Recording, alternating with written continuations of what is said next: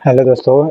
Next part में चालू करता हूँ। अगर चैनल पसंद आए तो लाइक करिए, सब्सक्राइब करिए। चलिए स्टार्ट करते हैं। इसमें संविधान संशोधन को मिलान करना है। 69वां जो संविधान संशोधन किया गया था वो किससे संबंधित था, तो बताए थे ये दिल्ली से संबंधित है, जो 1991 में किया गया था। दिल्ली और पौंडीचेरी से संबंधित है, जो विधानसभा की व्यवस्था किया गया था।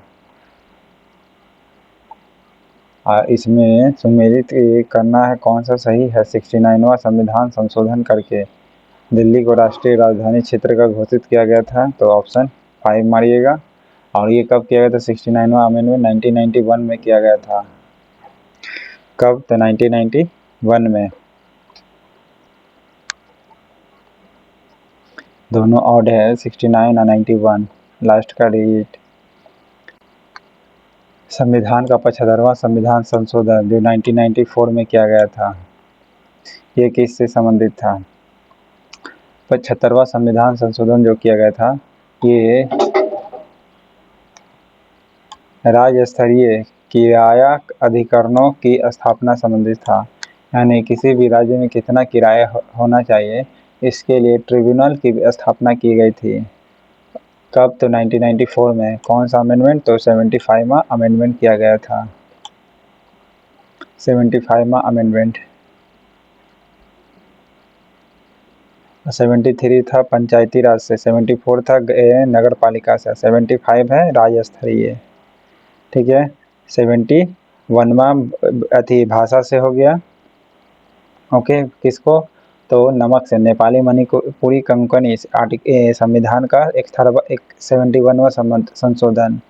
ठीक है। 73वां संविधान संशोधन पंचायती राज से, 74 नगर पालिका से, 75 राज्य स्तरीय का ट्रिब्यूनल स्थापना करना था। 80वां संविधान संशोधन कब किया गया था? 2000 में किया गया था। कब? 80वां जो संविधान संशोधन किया गया था, ये कब किया गया था? 2000 में किया गया था। इसमें क्या किया गया था? तो फाइनेंशियल कमीशन की जो सिफारिश थी ना, वो स्वीकार किया गया था। फाइनेंशियल कमीशन जो थी, यानी वित्त आयोग की सिफारिश जो थी, उसको स्वीकार करना था 80वां संविधान संशोधन में। ये कब हुआ था? 2000 में हुआ था, जिसमें कुछ सिफारिश की गई थी फाइनेंशियल कमीशन द्वारा, उस चीज़ को स्वीकार करना था। 83वां संविधान संशोधन किससे संबंधित था? तो 83वां संविधान संशोधन जो था, ये अरुणाचल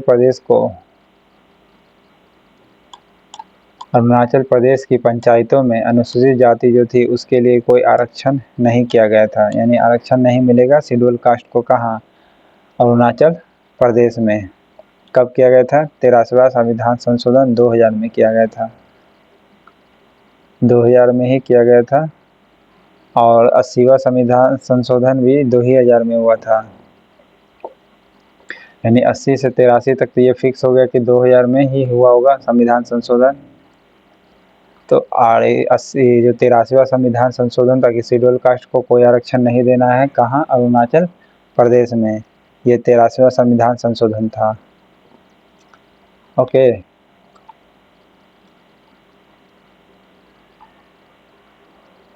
73वां संविधान संशोधन अधिनियम 1993 किया गया था। किसके लिए किया गया था? तो ग्रामीण स्तर के लिए, यानी पंचायती राज व्यवस्था के लिए किया गया था। ये तो पता है आपको।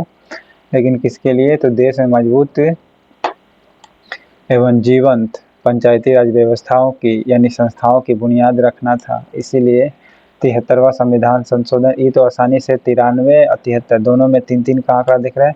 73 और इसमें भी 93, यानी 3-3 का आंकड़ा, ये आसानी से याद रहेगा। कब किया गया था? 1993 में। और 73वां संविधान संशोधन था। इसमें व्यवस्था की गई थी कि देश में मजबूत के साथ साथ जीवंत पंचायती राज व्यवस्था हो, कि हाँ उसके मतलब प्रैक्टिकली तौर पर दिखे पंचायतों का पावर। संविधान के 73वें संविधान संशोधन में पंचायती राज के क्षेत्र में निम्नलिखित में से कौन सा प्रस्ताव नहीं किया गया था पंचायती राज व्यवस्था में? तो कौन सा नहीं किया गया था? महिलाओं के लिए 30% नहीं, बल्कि 1/3 व्यवस्था किया गया था। ओके, कितना परसेंट? 1/3% किया गया था। पंचायत के साथ साथ नगर पालिका में भी।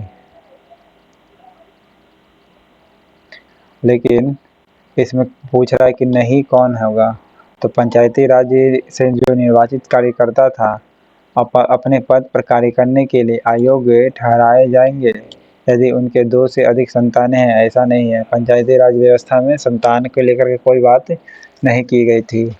बाकी और क्या क्या था उसमें, ग्रामीण स्तर व निकायों में 30% सीटें महिलाओं के लिए आरक्षित की गई थी, यानी 1/3 30%, तो इसमें कम है, 33% कह सकते थे।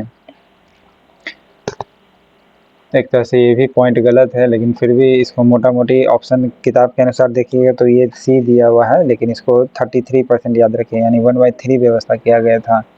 पंचायती राज संस्थानों के लिए संसाधनों के नियंत्रण के लिए राज्य अपने वित्त आयोग का गठन करेगा। जी हाँ, पंचायती राज संस्थाओं के लिए उसको पैसा कहाँ से आए, तो वो स्टेट को पावर दिया गया कि उसके लिए क्या किया जाए, फाइनेंस का व्यवस्था किया जाए। ठीक है, यानी पैसा का व्यवस्था किया जाए, उसके लिए वित्त आयोग गठित करें। बिल्कुल सही है बी। यदि पंचायती राज निकायों पर राज्य सरकार द्वारा अतिक्रमण या अधिग्रहण किया जाता है या विघटन कर देती है तो ठीक 6 महीने के अवधि में चुनाव कराए जाएंगे। बिल्कुल सही है। अगर राज्य सरकार किसी को अधिक्रमण कर लेता है या ख़त्म कर देता है पंचायती राज व्यवस्था में, तो उसे फिर से 6 महीने के अंदर चुनाव करवाना होगा। ओके, और पंचायती राज के गठन से संबंधित कौन सा आर्टिकल है? आर्टिकल 40 है। कौन से विषय है जिन पर कम से कम आधे राज्यों के विधानमंडल के अनुसमर्थन से ही संवैधानिक संशोधन संभव है? तो कौन सा था?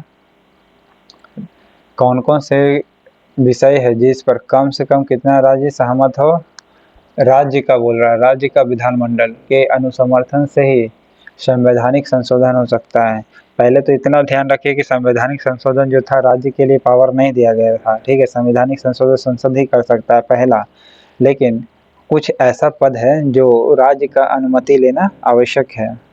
वो कौन कौन सा है? पहला पद प्रेसिडेंट के चुनाव को लेकर के, दूसरा है संसद में राज्यों का प्रतिनिधित्व कितना हो, इसके लेकर के भी राज्य का सपोर्ट चाहिए होगा। ओके, और तीसरा है 7वीं अनुसूची में कोई भी सूची जोड़े ना हो तो, 7वीं अनुसूची में कोई भी सूची जोड़ना हो तो,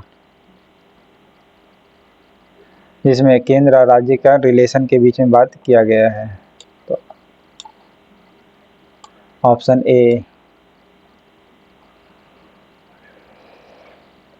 भारतीय संविधान में कोई संशोधन लाने का उपक्रम यानी पहल किया जा सकता है। कहाँ? संशोधन अधिनियम जब भी लाया जाएगा तो लोकसभा में लाया जा सकता है या राज्यसभा में लाया जा सकता है।